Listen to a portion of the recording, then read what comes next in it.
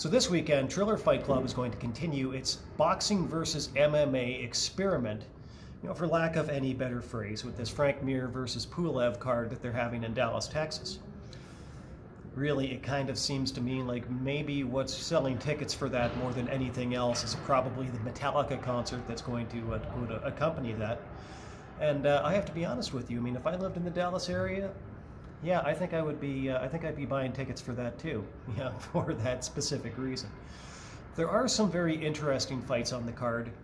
This idea of a triangular ring is very interesting, but let's just face it. There are a lot of things that just are not right with this boxing versus MMA experiment that Triller's been attempting so far. But of all the things that are wrong with it, there is one thing that is very right about it. And maybe it's not so much something that's right about this in particular, but something that the MMA world is, quite frankly, just getting wrong. And of course, we're about to come back to that familiar old topic. Maybe one of the, it's either your favorite or your least favorite topic, depending on where you happen to fall within the MMA community. But yeah, we're back to talking about fighter pay again. So recently, Frank Mir was doing an interview ahead of this event with Ariel Helwani, and he was asked flat out, how much money are you making on this? And it turns out that should Frank Mir win his fight, hit all of his bonuses that are in his contract, he could turn 7 figures off of this fight. Never in his UFC career, even when he was fighting for the heavyweight championship of the world, did Frank Mir ever make 7 figures for an MMA fight. And when you look at some of the other fighters that have gone from the MMA world into the boxing world, as it were, on some of these Triller events, this is not an uncommon experience for them. Of course, we've seen Tyrone Woodley. He went into the ring with Jake Paul, and he made more than $1 million reportedly. Ben Askren, obviously, he was never the most exciting, he was never the most spectacular MMA fighter. But he went into the ring with Jake Paul, and even he made more than $1 million. And as tired as I'm sure that a lot of people have got to be about hearing the same thing rehashed over and over and over again,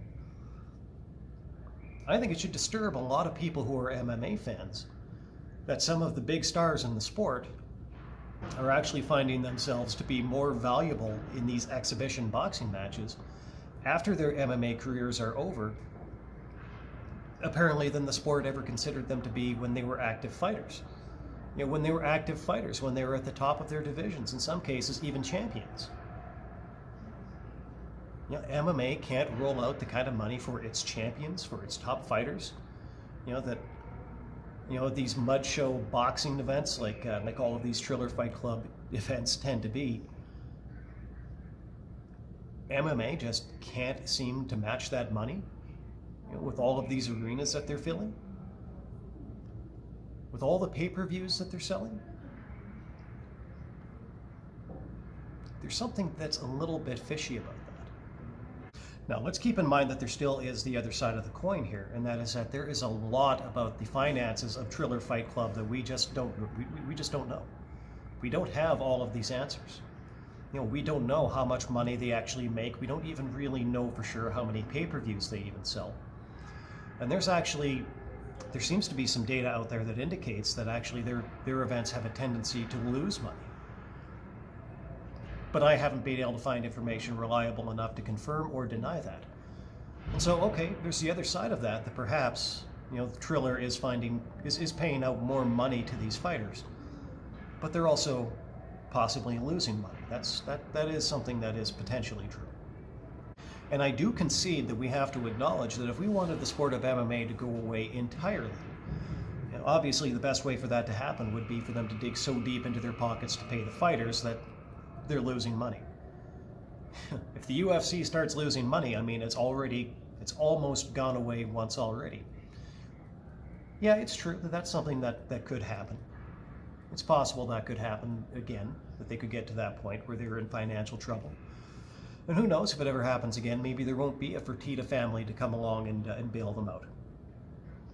But I think the one thing that we can all agree on is that whatever wiggle room they may or may not have in terms of their finances, I think we should be able to agree that they should be able to do a little bit better with their active fighters than what these mud shows are doing with retired fighters.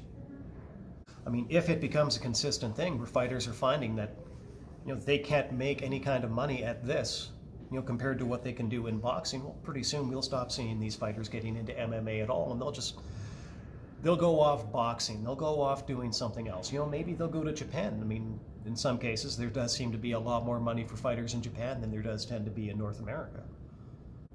Really, the only way that we're going to avoid having that kind of a problem is if all of these MMA promotions start right now to appropriately value their fighters.